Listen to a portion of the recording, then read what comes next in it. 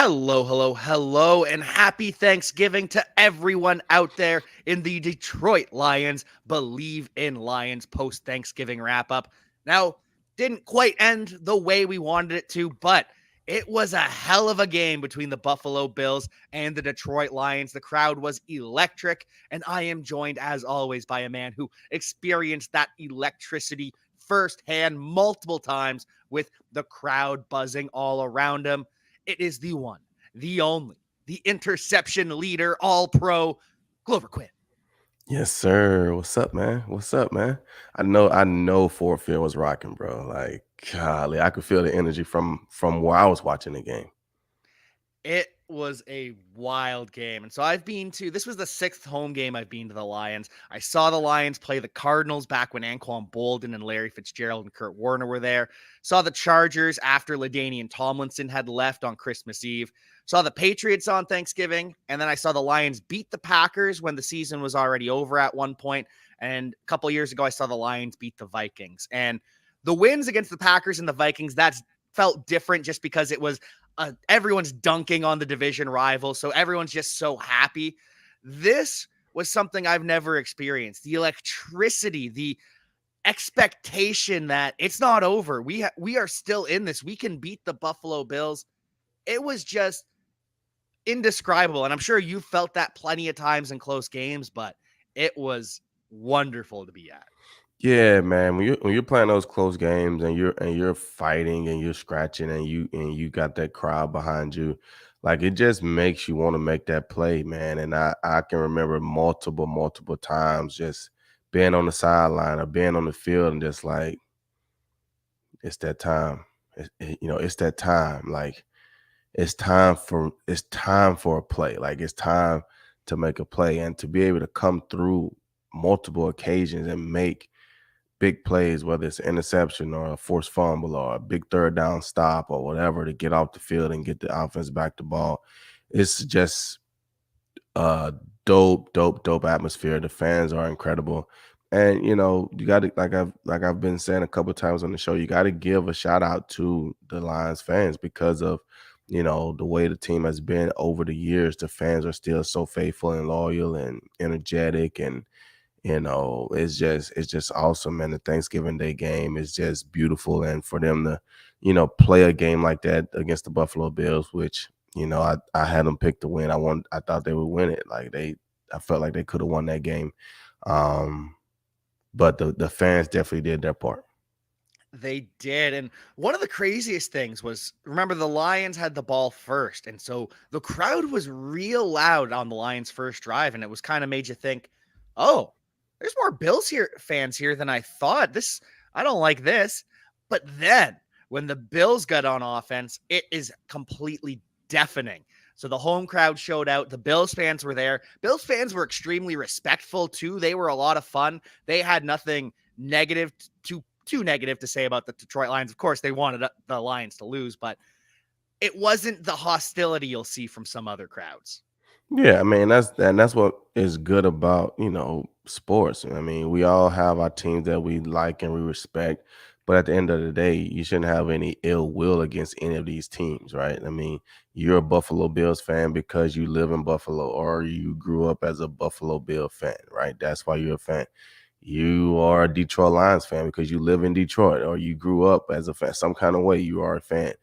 You don't have to hate Buffalo. Buffalo did nothing to you, so you should be able to go to the game and be respectful. And you cheer for your team. I cheer for my team. We can have some little fun jabs here, there, and at the end of the day, hey man, neither one of you guys in the stands played it down. Neither one. So if your team won, cool. Your team won. You're celebrating because your team won, but you didn't play it down. You cheered very loud, and that helped. But I mean, when they have all the fights and this and that, I'm just like, what are you guys doing? Like, they take it way too serious. But some fans are like that. But I'm glad that the Bills fans were respectful, and that just makes for a great environment, makes for a great game, and it's all fun. It's Thanksgiving Day, so hopefully everybody made it out there safe and had a good time. And that's always what we're hoping for, especially holiday season. And last thing about my experience at the game is as soon as you walk down and you can see the field, as soon as you get a view of the field, there are three players that stood out immediately. And it was Aiden Hutchinson, it was Penny Sewell, and it was Dan Skipper. And of course, Dan Skipper is taller than absolutely everyone. But with Aiden and Panay, they were just so large, but moved so well. And the face paint that they've got, Aiden with the scar on his face, Panay was all decked out. They stood out immediately. And it's so cool that the last two first round picks are your off the bust first guys. Oh yeah, I mean, those guys are huge, man. Like people don't The realize it. You whole know, O line, really. when you see those guys on TV, sometimes they don't look as big, and when you see big people around other big people, then they don't look as big because it's everybody's big. But when you get around those guys and you have to stand next to those guys, you're like, wow, these guys. Because I mean, for me, like when I played, it was normal. Like, and I know Dan. Dan's a big guy. Um, but it was just normal. Like those, I mean, you see big guys every day. Like you, no big deal. And then when I retired, I went back to the Lions practice, and I was like, wow, these guys are huge. But when you're not around big guys like that every day for 4 years, it's like, wow, these guys are really big. And then you start saying, well, were they this big when I was playing? Like, there's no way these guys were this big when I was playing. Yeah, they were. They were. You were just used to it. So, I mean, it's just good to see those guys, being leaders, man, being first ones, being on the field and off the butts, like all those things. It's just gonna help those other guys, man. They just building something special, and to have those guys out front is huge, and they're definitely special talents.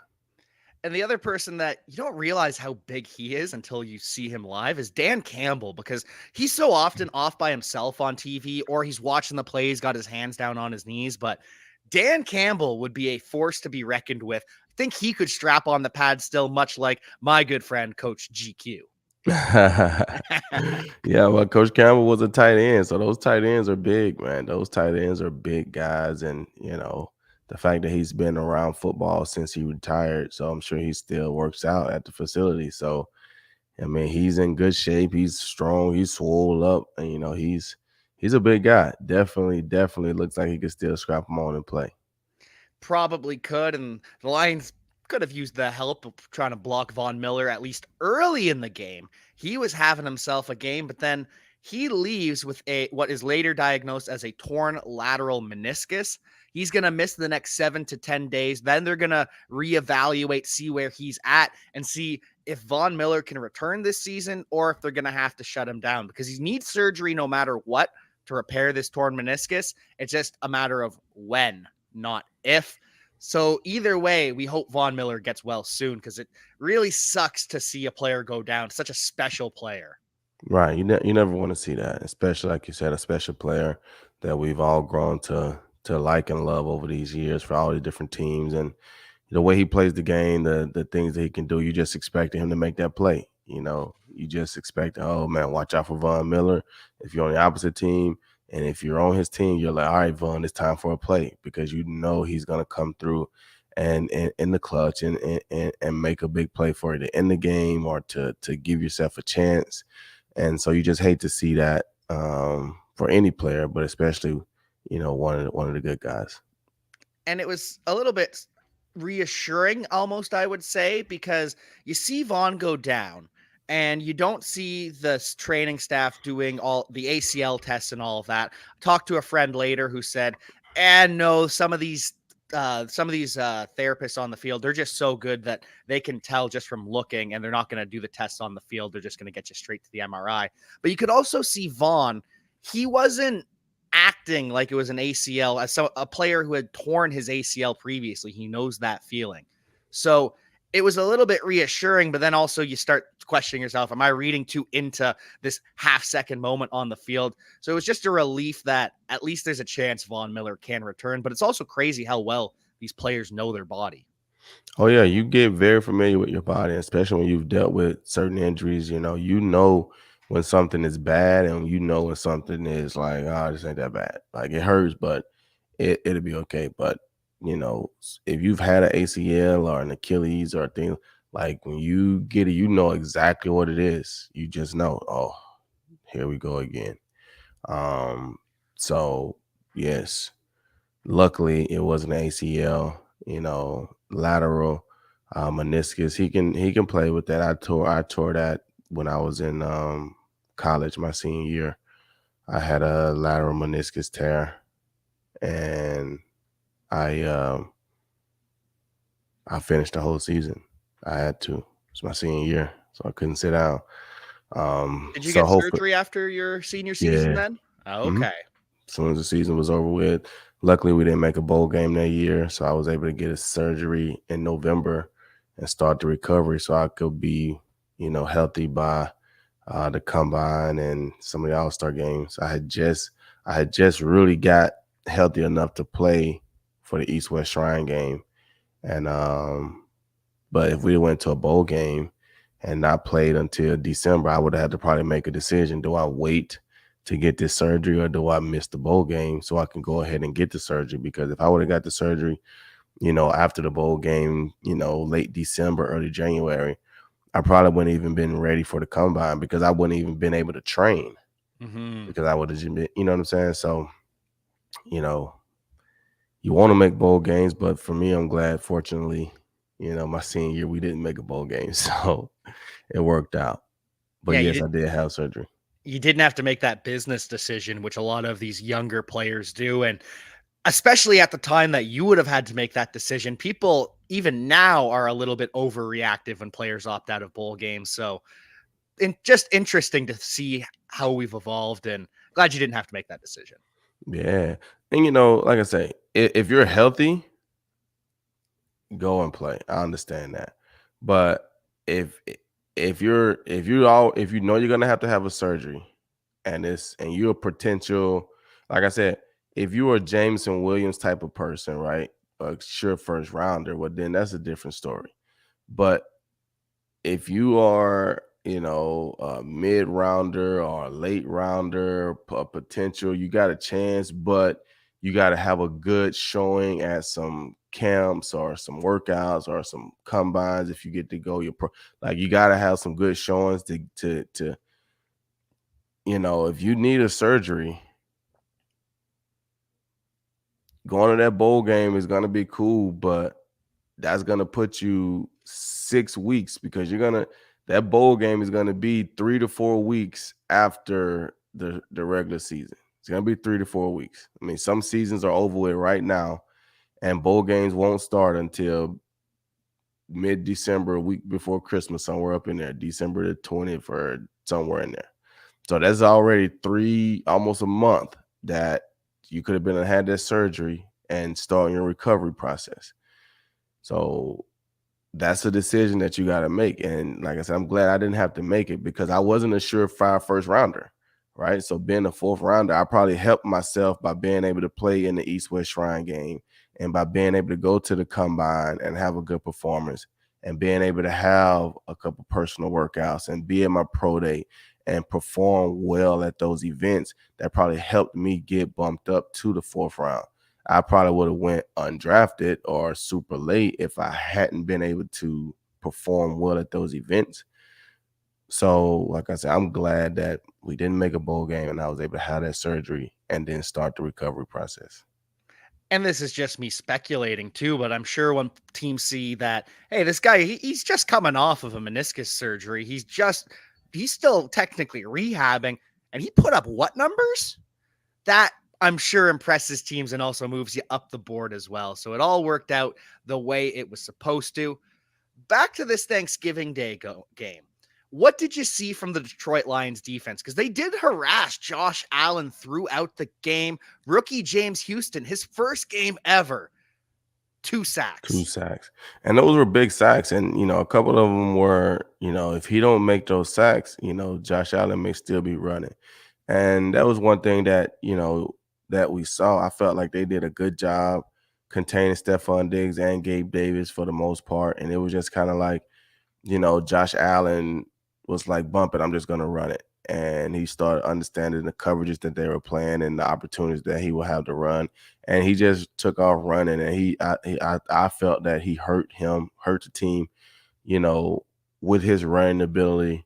And then they understood, okay, well, they don't have Jeff Okuda, they're this, they're that. So they're gonna double team Stephon Diggs, they're gonna double team, Gabe Davis in times and this and that. So Isaiah McKenzie, you're gonna have to come alive. And this is what we're gonna do. We're gonna line you up on one side and we're gonna run you all the way to the other side, and you have to outrun your guy.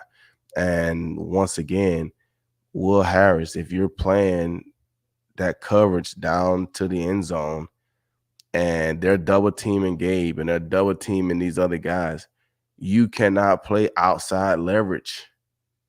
You have to get inside and force them to throw the ball to the outside. If you get outside leverage and you allow the receiver to run all the way across the field, you are not going to catch him. You are not going to catch him. It just is what it is. You got to get inside, get your hands on him, and force him to run to the corner. Force him to throw the ball in the corner of the end zone. You give him the whole field, I can make that throw. So that's what they were doing, and the Bills exposed that several times, because it's tough. It's tough. That's a tough assignment being one-on-one because they know you're doubling and they know that's where they're going. So, and I thought he did a decent job, but I don't think they got, even though they had the 2 sacks, I don't think they had enough pressure on Josh Allen. I thought he was way too comfortable, and then when he didn't see anything open, he just took off running with little to no resistance. So those are some of the things that I felt like hurt them. The pressure and the running of Josh Allen, and then leaving Will Harris one-on-one, with Isaiah McKenzie. In those situations, if you know you're going to double team Stephon Diggs, put Will Harris on Stephon Diggs and give him the double, and then put Mike Hughes one-on-one with Isaiah McKenzie. Put your best slot guy on that guy that you know they're going to throw the ball to, and he got to win. But when you put your top corner on Stephon Diggs and give him the double team, you're wasting 2 players, in my opinion. And when you compare it to the Giants game the week before, the Bills did a lot of the same things with Isaiah McKenzie that the Giants did with Wan'Dale Robinson. However, with the Giants, it was only Wan'Dale Robinson catching those crossers. And so when that's the only player making plays at all, you can live with that. You're not stressed about it. But when you're giving up over 70 yards rushing to Josh Allen, when Stephon Diggs goes for 77 yards in a TD, despite holding them down for most of the game, when those things happen, that's when you can't live with Isaiah McKenzie on these crossers, because you're getting beat in other places too. Got to do your job. You got to shut him down here. We cannot be getting beat at multiple facets of the game. And that just unfortunately started to happen as the game went on. Yeah. And I mean, like you said, when you're playing against the Giants, they didn't have any other receivers that they really, they got Kenny Golladay, but he's been injured, and I don't know how good of a grace he is with the Giants anyway. So they didn't really fear or have any other receivers that they, but when you're looking at the Bills, you having Stephon Diggs, he's always that threat. So even though they're holding him down, they got to continue double teaming him or doing whatever they can to hold him down. You got to try to keep Gabe Davis down because he's a big play threat, right? So it's not just one guy. Like you said, it's not just one guy that you can say, okay, well, if we can keep, Isaiah McKenzie to just catching these little crossing routes, we're going to be okay. It wasn't just him. It was multiple guys. And then when you throw in the running of Josh Allen, that just made it more difficult. And I still feel like the Lions defense did a good job. I mean, they fought it and gave themselves an opportunity to go into overtime, and then it's just a bad execution on the last drive. With having 25 seconds left in the game, the Bills had 3 timeouts, so they got a lot of time. But at the end of the day, you can't give up 40 yards on one pass. Can't do that. You can't do that especially to Stephon Diggs, the guy you know that they're going to be going to in this clutch situation. I also really didn't love that they had the ball with 28 seconds left and 3 timeouts, because that is so much time for Josh Allen. We saw it. Patrick Mahomes did it to Josh Allen. You know, he's an equal talent. He can do it to the Lions. So I was very disappointed when you have a 4th and 1 that you kick a 51-yard field goal instead. That hurt me a little bit. Yeah, that was, that's tough, because and this is where you run into certain things, because you're 4-7 at the Yep. time. So, you got a good Buffalo team in your house, and you fought. This is your second game in 4 days. At that point, I I don't feel like you have anything to lose. Like, I mean, losing the game the way you did, or losing the game going for it on 4th down, like, I think the fans would still be okay with that. You know what I'm saying? But to take a shot on 3rd down, which is, I'm okay with that. I'm okay with that. I thought it was a great call. Um, I thought it was a miscommunication by the quarterback and the wide receiver. I thought DJ Chark had him beat over the top, so he was probably expecting a ball to be thrown out in front so he can just run, catch it for a touchdown. Jared Goff kind of threw it more as a back shoulder, trying to create a PI by the receiver, coming back for the ball and the DB running into him. And I don't think DJ Chark saw the ball, so he couldn't make a play on it. But if you're going to take that shot on 3rd and 1, you got to be willing to go for it on 4th and 1. Yeah. You know what I'm saying? So that was my thing. If I'm going to take a shot on 3rd and 1, then I'm going for it on 4th and 1. And if you go for it on 4th and 1, especially like you said, you got 3 timeouts, right? So if you run the ball, your whole playbook is open. You run it. You have been good on 4th down all day. You have been good. So I think with those 28 seconds and 3 timeouts, you got to just keep going. I'm going for the win. I'm not trying to kick a field goal and play for overtime. Like, I'm 4-7. I'm at home. It's Thanksgiving. We're going for the win. Like, let's go get the win. So that's my only thing. But even if you do go for the field goal, I get it, right?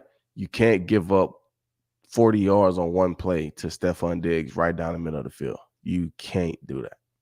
No, you absolutely cannot. My biggest flaw with the field goal is, yes, you are the underdog. You are at home.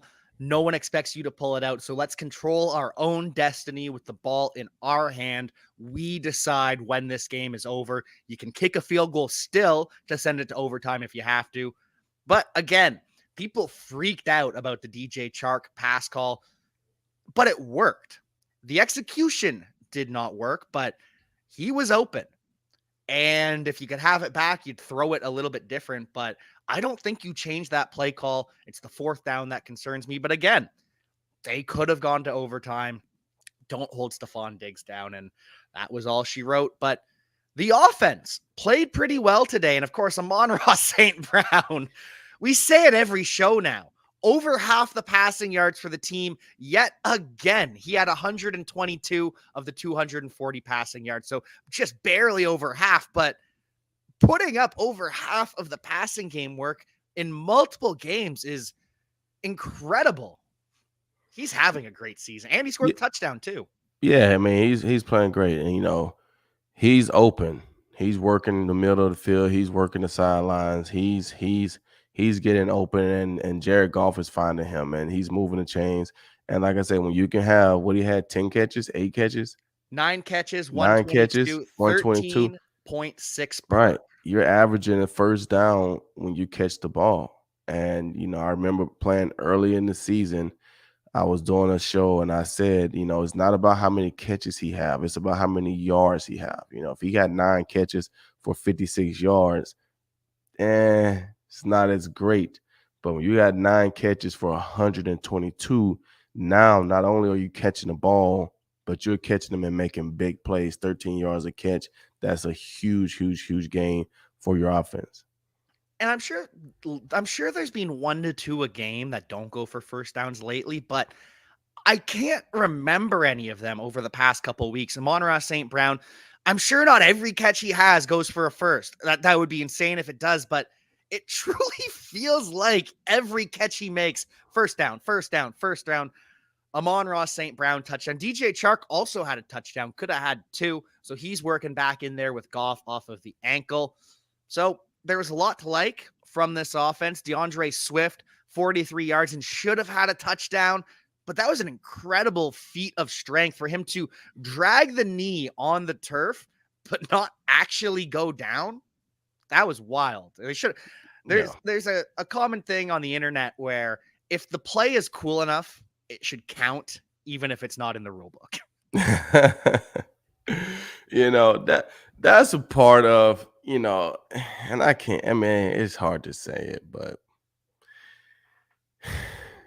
I mean, you love it when it works for you. You hate it when I Yeah. guess it don't. But like, you know, the game is so replay happy, like getting down to the single blade of grass, and it's just like, man, that's an incredible play. Like when they're obviously down, then they're down. I get it. But that right there, oh, his knee pad scraped the top of the turf, so he's officially down at the half-inch line. I'm just like, and it's like I said, it's hard to always be against it because sometimes it works for you, right? Because every time you make the other team snap the ball, you got an opportunity to stop them from scoring a point. So it just sucks at times, you know what I'm saying? Sometimes I wish, you just had to, you had referees and they make the call. Sometimes they're gonna get it wrong, sometimes they're gonna get it right, but that's the human nature of it, you know. But these cameras, man, make it so difficult. They ain't missing anything. They ain't missing it. So if you're halfway down, they're gonna find out that you were down, and they're gonna bring it back. So, but that was a great play by DeAndre Swift. Great straight strength. It's great to see that he has that power in the ankle to drive and the shoulder to put his head down and try to get in there. So those are all good signs. Just hate that play got called back. Me too. And I hope we do see more of them. Still only 9 touches. You could ramp him up quite a bit more. Jamal Williams, 18 carries, scores a touchdown, but he also fumbled again, too. This is the second lost fumble in Jamal Williams' career, and they've both been pretty costly for the Lions. Yeah, I mean, that's what just happens, like, and I don't know how many carries and stuff he was getting in Green Bay and things like that. But when you're not carrying the ball that much, it's easy not to fumble as much because you don't have as many chances to fumble. But when you're getting the ball 18, 20 times a game, now you're getting hit 18, 20 times a game. So you got 18, 20 chances to fumble. These guys are great tacklers. They know how to tackle, they know how to put the head on the ball, they know how to punch the ball out. So you're gonna have more opportunities, and you're trying to spin and create more yards and this and that. You leave yourself susceptible to getting that ball knocked out, and that's a costly fumble that we had right there.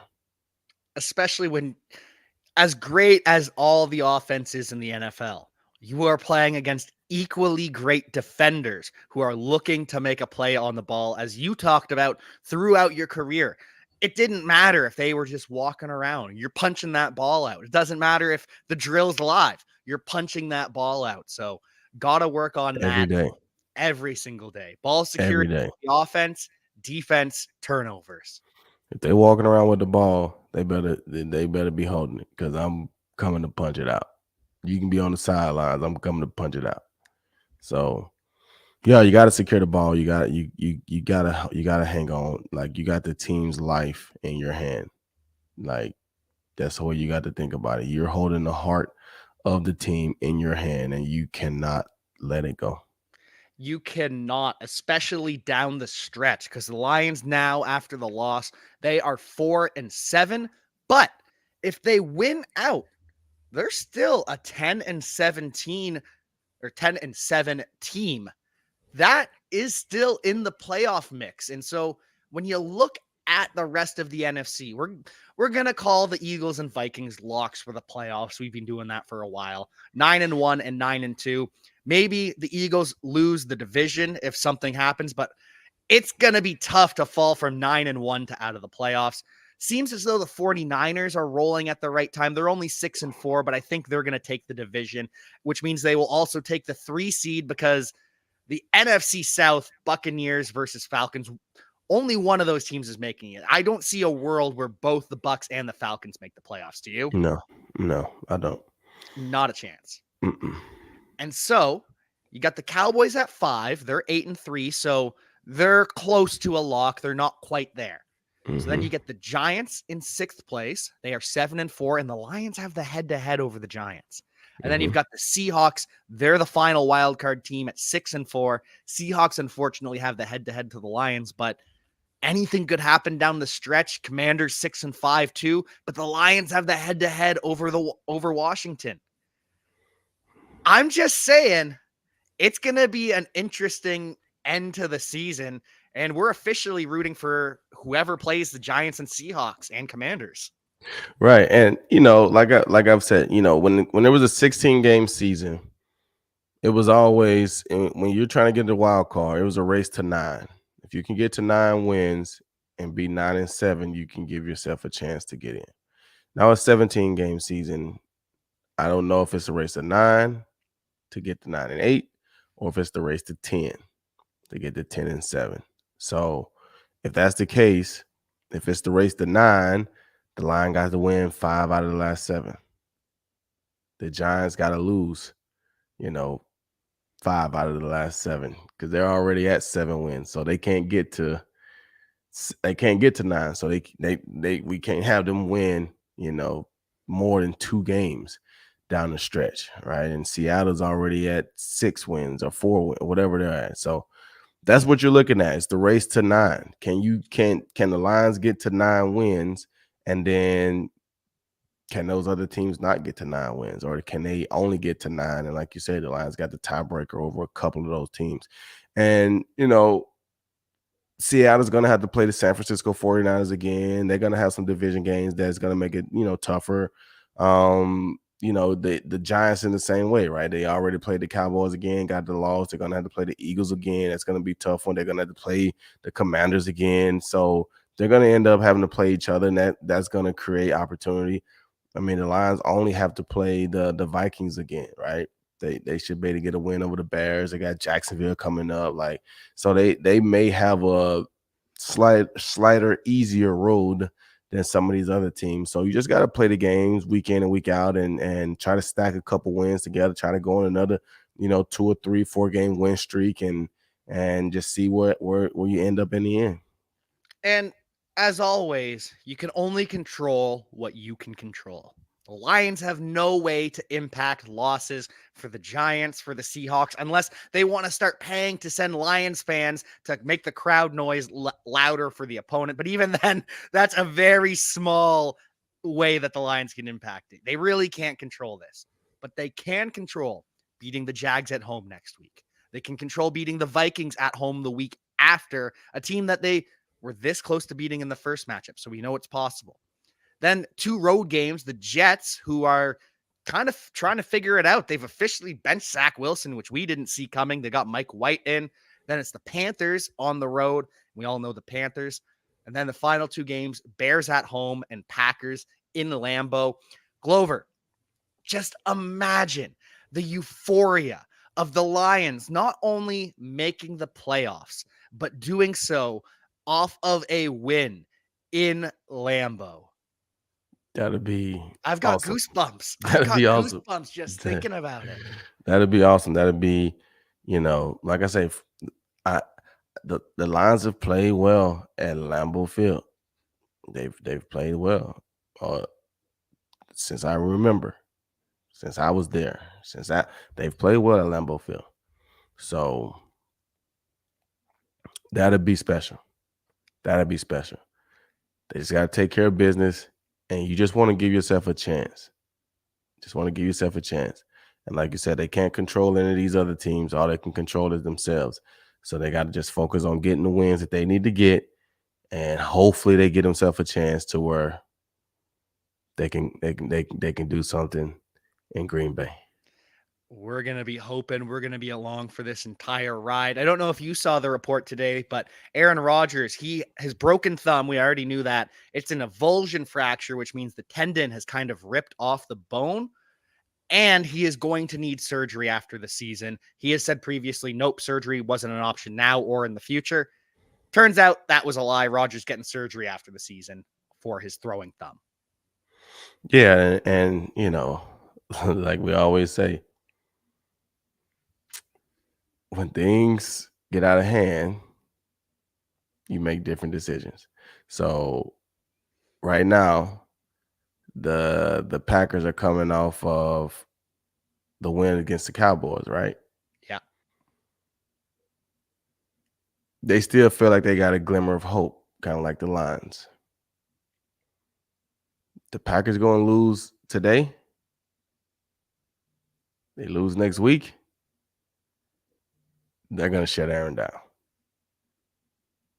He's going to get surgery before the end of the season. Because, I mean, once you're out of the playoffs, there's no point. And like I said, there's no point in delaying his off-season recovery. Might as well go ahead and get the surgery. Go ahead and start the recovery process. It's no point of being out there for a whole extra month when you're already out of the playoffs. So today will be interesting. I don't even know who they got today. Eagles on Sunday Night Football. Yeah, they got the Eagles tonight, so that'll probably be a loss. I don't know. The Eagles been playing a little shaky lately, but they'll probably beat the Packers. And then, because the Packers are playing that first place schedule. They won a division last year, I think. So when you play that first place schedule, you're gonna get those tough games. And if you're not as good of a team, it's gonna be tough to get those wins. So if the Packers don't win today, they don't win next week, I wouldn't be surprised if the Lions will not be seeing Aaron Rodgers in week 17 or 18, whatever it is. And wouldn't that be something? Final thing I feel like we should touch on before I get you out of here. There was not just one Thanksgiving Day game. There were two others. Cowboys beat the Giants 28-20, and the Vikings beat the Patriots 33-26. Any thoughts on those games? And we've talked about Odell. We thought that the winner was going to land Odell of Cowboys versus Giants. Now it has come out that no, he's still visiting with the Giants. He's going to visit the Giants first. And then he's going to visit the Bills after that. And then he's going to visit the Cowboys last on December 5th. Kansas City Chiefs and Baltimore Ravens, they're also on the phone with Odell, but they don't have visits booked. And correct me if I'm wrong, but when you visit a team, it is their job to make sure you do not leave without signing a contract. They want to keep you there. So does that mean the Giants actually have the advantage again? I mean, yeah, they're going to have the advantage because he's going to be in the building. And, I think in situations like this, it's a little different. Yeah, they're going to try to make sure you don't leave, but they also know that you have more. It's like a recruit. You know what I'm saying? Like, hey, I know you got a visit lined up for, Ohio State. I know you got one lined up for Michigan. I know you got one lined up for Alabama. I know.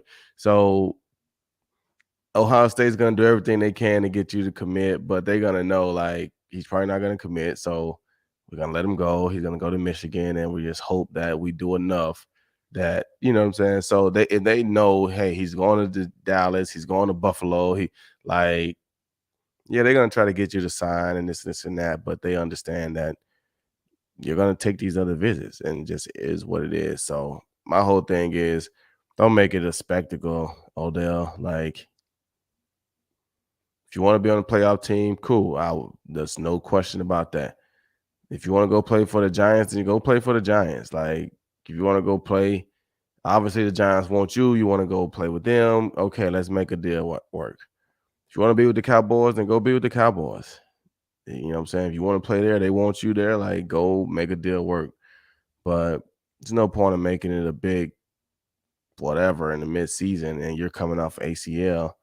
Like, It's gonna take you some time to get back into form and this and that. And you know, yeah, you gotta stay healthy, man. You've been hurt a lot. Like we all know that you have this great ability, but you gotta be able to stay on the field and show it week in and week out. And that's the respect that you give to Hall of Famers. The fact that they were able to do it multiple years for at a high level for a lot of period of time, right? You don't have those 1 or 2 years where you were really good and splashed, but then you just sporadic from here on out. You know what I'm saying? You're consistently there every game, or 14 out of the 16 or 17 or 15 out of the 17. Like, you're there. So the amount of games that he's missed, and I think that hurts him and his resume and all those different things. So we know he got great talent, but he got to be able to get on the team, get on the field, and stay there and make plays. And so find your team, go there, and lock in.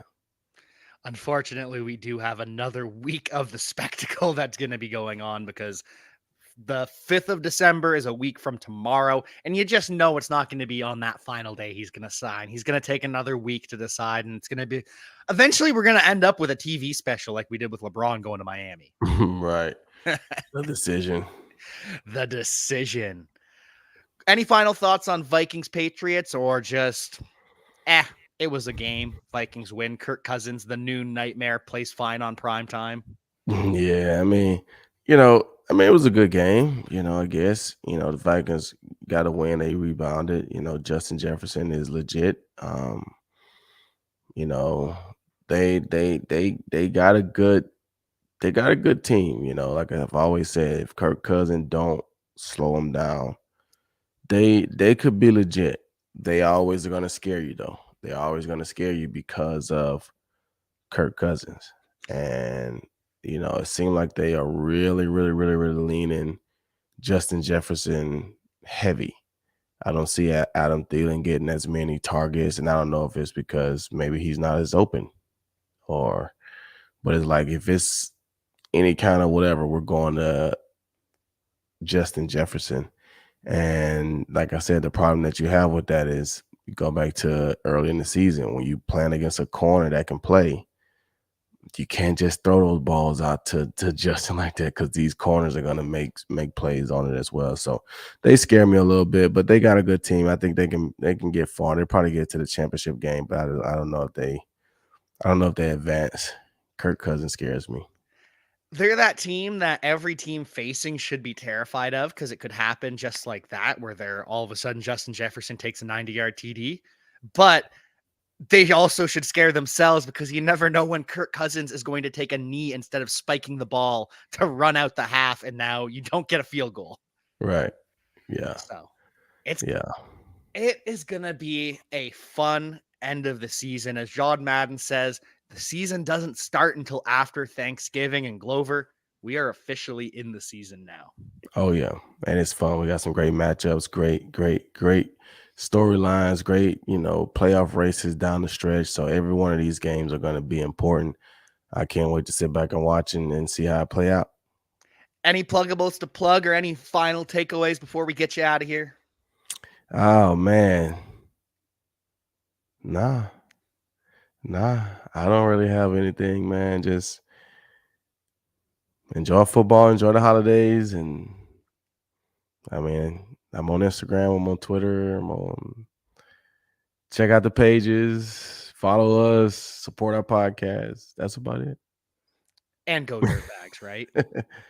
Go Dirtbags. We're out of the season right now. We're in winter break. We won't start back up until January, end of January. I think we'll get started getting ready for the spring. So got a little break right now. So yeah, and I'm gonna get back to some more picture frames and doing a little art, some crafts, I guess. So that's about it. Can't wait to see all of that go up on your page. You can follow Glover at Glover Quinn, and then you can find the framing page, the photography page, the selfie page, the sneaks page. You can find it all. You can find me at Jaffanaut87. You can support us by checking out our sponsors over at Bet Online. And until then, we will see you next time. Peace.